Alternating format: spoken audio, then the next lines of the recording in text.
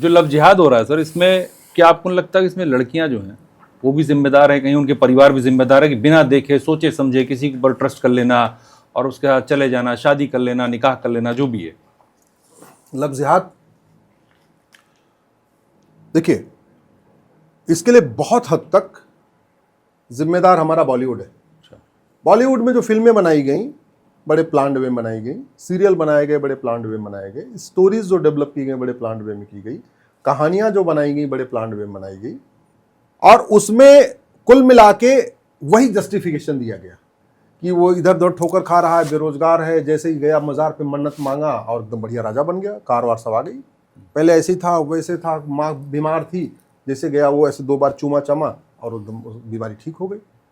ये जो बड़े प्लान्ड वे में नैरेटिव चेंज किया गया फिल्मों के द्वारा, सीरियल के द्वारा और अलग कहानियों के द्वारा, स्टोरीज के द्वारा, एडवर्टीजमेंट के द्वारा, उसमें लव जिहाद में उसका बहुत बड़ा योगदान है।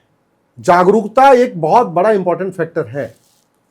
परिवार को जागृत होना चाहिए, परिवार को मिलके आपस में चर्चा करना चाहिए, परिवार को बेटियों से बात करना चाहिए, माता पिता को उनको समझाना चाहिए कि सारे मजहब एक समान नहीं होते, सारे इंसान एक समान नहीं होते, भेड़ियों से बच के रहो। ये सब बचपन से ही सिखाना चाहिए। एक हमारे देश में परंपरा रही है, ये सब बातें थोड़ा माता पिता अपनी बच्चियों से नहीं करते हैं, शायद वो एक बड़ा कारण है जो ये सब चल रहा है। लेकिन मैं फिर से कह रहा हूं, भयबिन होय न प्रीत, सठे साठ्यम समाचरित, लोहा लोहे को काटता है, न रहेगा बांस न बजेगी बांसुरी। जब तक ये सिद्धांत हम नहीं अपनाएंगे तब तक देश सुरक्षित नहीं हो सकता। आपको भारत को सुरक्षित बनाना है, भारत में रामराज्य लाना है, तो आपको परशुराम जी के रास्ते पर चलना पड़ेगा। परशुराम जी का सीधा सिद्धांत था, कहते थे भाई ये सही है, ये गलत है, तुम मानोगे कि नहीं मानो? बोले नहीं मानेंगे। तो बाकी संतों के तरीके नहीं कहते ठीक है मानो या ना मानो तुम्हारी इच्छा। बोले ना, तुम्हें मानना पड़ेगा, हम तुम्हें मनवा रहे हैं। यह है परशुराम नीति। भारत को सुरक्षित बनाने के लिए अब परशुराम जी की आवश्यकता है। राम मंदिर जितने बने, राम भगवान मर्यादा पुरुषोत्तम है, ये मर्यादा का समय नहीं है, अब समय है परशुराम जी का। मतलब आप कह रहे हैं मर्यादा लांघी गई है। मर्यादा लांघी गई है, तो मर्यादा लांघी गई तो उसका इलाज परशुराम जी है इमीडिएटली। तो सरकारों को जो नीतियां बनानी पड़ेंगी, कानून बनाने पड़ेंगे, वो परशुराम जी के सिद्धांतों को लागू करना पड़ेगा। मानवाधिकार मानव का होता है, दानव। भाई परशुराम जी का सिद्धांत यही था। हाँ। कि मानवाधिकार केवल मानव का होता है, दानव का नहीं है। इसलिए दानव से ज्यादा बातचीत नहीं करेंगे, एक बार बात कर देंगे, समझाएंगे, नहीं मानेगा तो फिर हम उसको इग्नोर नहीं करेंगे, उसको खत्म करेंगे, वध कर देंगे, वध करेंगे। भुजबल भूमि भूप बिनु कीना, विपुल बार मही देवन दीना। जो गड़बड़ कर रहे थे उसको सीधे ठोक रहे थे, वो लगा रहे थे। और जिन देशों ने इस सिद्धांत को अपनाया, मुझे लगता है कि चीन, जापान, सिंगापुर ने परशुराम जी के बारे में ज्यादा अध्ययन किया। हाँ सही बात है, इसलिए वहां खुशहाली है, इसलिए वहां शांति है। तो जिन देशों ने परशुराम नीति लागू किया, वहां देखिए रामराज्य चल रहा है। जिन देशों ने परशुराम नीति लागू किया, देखिए वहां सतयुग चल रहा है। चीन, जापान, सिंगापुर में न लव जिहाद है, न लैंड जिहाद है, न किसी रोहिंग्या की हिम्मत पड़ रही जाने की, न किसी पाकिस्तानी की वहां जाने की हिम्मत पड़ती है, न किसी अफगानिस्तानी की जाने की हिम्मत पड़ती है, न किसी कुकी की जाने को वहां हिम्मत पड़ रही है।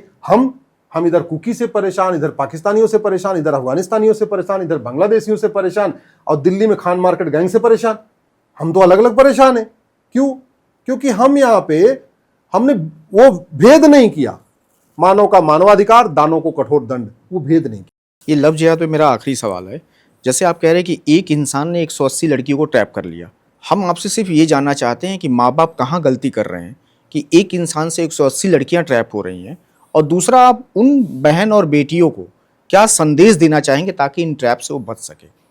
देखिए, मैं तो इस देश के सभी माँ बाप से आग्रह करता हूँ, आप अपनी बच्चियों के साथ, मुझे लगता है 10 साल की जैसे हो जाए, 12 साल के, उनके साथ बात करना शुरू करें और उनको एकदम क्लियर पिक्चर दे दीजिए कि सारे इंसान एक समान नहीं होते, सारे मजहब एक समान नहीं होते, सारी सोच एक समान नहीं होती।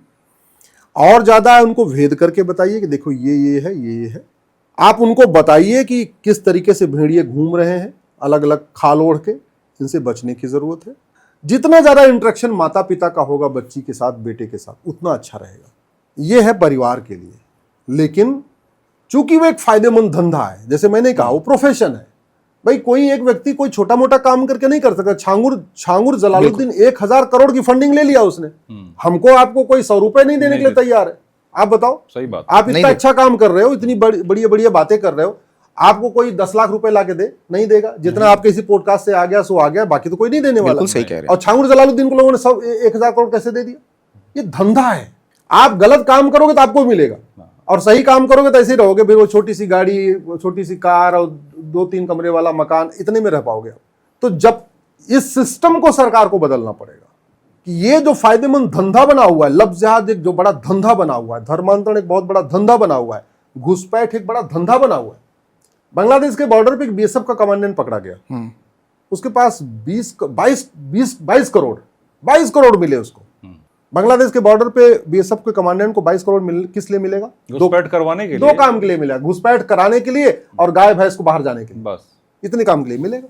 अब आप कल्पना करिए, अगर उसने पर डे 2000 रुपए भी लिया होगा एक घुसपैठिए से, तो उसने एक व्यक्ति ने 1,10,000 घुसपैठिए को अंदर करा दिया। बाप रे। अब उसको कितनी सजा होगी? मुश्किल से 5-7 साल।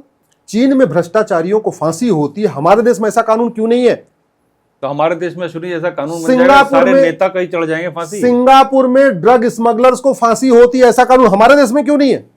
इजराइल में, रूस में घुसपैठियों को और उनके मददगारों को आजीवन कारावास होता है, ऐसा कानून हमारे देश में क्यों नहीं है? तो वो बात तो सही कह रहे हैं ना, फिर सारे नेता फांसी चढ़ जाएंगे। बहुत इसीलिए मैं कहता हूं अब समय आ चुका है, जनता को कुछ करना पड़ेगा, क्रांति करनी पड़ेगी। आप छोटे मोटे सुधार से बात नहीं बनेगी, अब तो यहाँ पे कुछ अमूलचूल परिवर्तन। जो फिरहाद हकीम जैसे नेता हैं, अगर खुलेआम मन से अगर कुछ ऐसा कह रहे हैं, तो वैसे नेता तो फिर फांसी पे चढ़ेंगे। एकदम चढ़ना ही चाहिए, नहीं तो भारत नहीं बचेगा, हमारी संस्कृति नहीं बचेगी। फिर हम गाते रहेंगे हमारे देश में छत्रपति शिवाजी महाराज ऐसे थे, हमारे देश में महात्मा गांधी ऐसे थे, नेताजी ऐसे थे, और कुछ दिन के बाद सब भूल जाएंगे।